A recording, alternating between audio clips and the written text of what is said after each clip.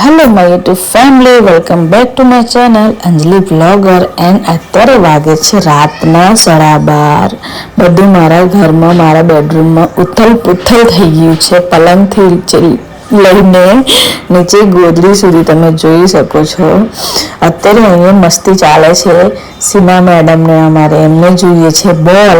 નીચે જો સાઈડમાં બેટ પડ્યું, છોકરાઓ રમતા હતા તો એ લોકો હોલમાં રમતા હતા. મેં કીધું કે ચલો સુઈ જાઓ, 12:30 થયા. તે બોલની બેટની સાઈડમાં મૂકી નીચે ઊંઘવા ગયા.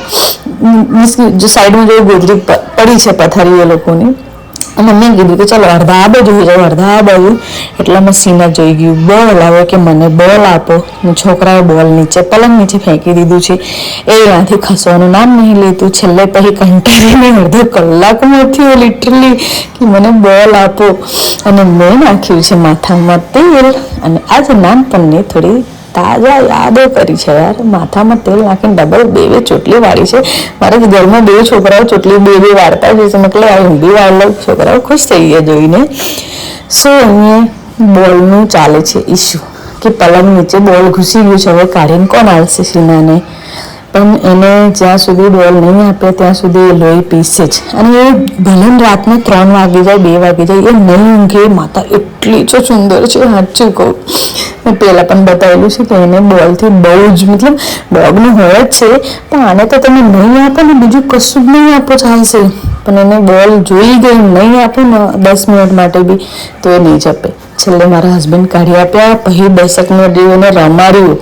એને કહ્યું કે ખાલી મોઢામાં લઈને પકડીને ત્યાં જ બેસી જાય, નાખી રમી ના છોડે, પણ લઈને જોડે બેસી જાય. મારા હસબન્ડ છેલ્લે એને રમાડ્યું 10 મિનિટ જેવું. હવે હું તો થાકી ગયો, હું તો હવે જઉં છું ઊંઘવા. તું રમવું હોય તો રમ, મૂકવું હોય તો મૂકી દે. પછી શું? પછી તો મારા હસબન્ડ કે એક કામ કર, બોલ હવે એને 10-15 મિનિટ રમી લીધું તો હવે મૂકી દે, તાકી એ બી હોઈ જાય ને છોકરા બી હોઈ જાય. રમતા 1 વાગી ગયા. તો મેં બોલ લઈને સાઈડમાં બેસી ગઈ. એને ખબર બી ના પડવા દીધી.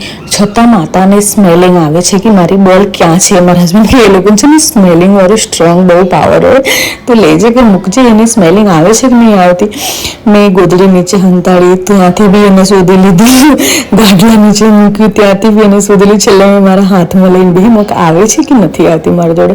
શું જમ્પ કરી માતાને 2 મિનિટમાં ખબર પડી ગઈ કે મારી માની હાથમાં પડી છે અને અહીંયાથી હમણાં જમ્પ કરીને આવશે. અને પછી જ્યાં સુધી નહીં ગોરે ને નહીં આપો ને ત્યાં સુધી તમારો પીછો નહીં છોડે, મને એટલી ખબર છે. સો છેલ્લે માતા જમ્પ કરીને આવીને મેં કહું છોકરાઓને નખ બખ વાગી જાય. અને કહું અમુક એ ના કરતી હોય પણ અજાણી વાગી જાય છોકરાને, તો ખોટું આપણે એને બોલવું, છોકરાઓને બોલવું એમ કરતાં મેં કે શોધી લીધું છે. તો એટલામાં તો એને એમ પણ ખબર પડી કે મારી માની હાથમાં બોલ પડી છે. હા, કે હજુ મેં ચાદર નીચે મારા હાથ હંતાડવા જોઈએ એટલી વારમાં તો એને જોઈ બી લીધું કે મમ્માની હાથમાં જ છે બોલ. ફટાક લઈને મારા હાથમાં એને બચકું ભર્યું. મીન્સ કે બચકું એટલે કે પ્રોપર પકડવા માટે કે ના ભાઈ અહીંયા છે બોલ, મને આપી દે. હવે મેં કીધું ક્યાં છે બોલ, ક્યાં છે? મેં પગ નીચે દબાવી દીધું ક્યાં છે બોલ, પણ એને એટલી ખબર પડે કે હા પગ નીચે દબાવ્યું છે. મેં કીધું લે ફેંકી દીધું બોલ, ફેંકી દીધું. આજુબાજુ જોવે પણ ના, એને કેવું અહીંયા જ છે એટલે અહીંયા જ છે, હાલે જ ના. અમે એટલું મસ્તી કરી એની જોડે. તો એ જે વસ્તુ લેટ ગો કરી ને કે આ લેટ ગો કરી દેશે હમણાં 2 મિનિટમાં મસ્તીમાં થઈ, ના મસ્તી ગમે તો તમે કરી લો, પણ એને જે વસ્તુનો પેલું ને કે ટાર્ગેટ ધ્યાન હોય ને એનું ધ્યાન કોઈ દિવસ ના ખસે.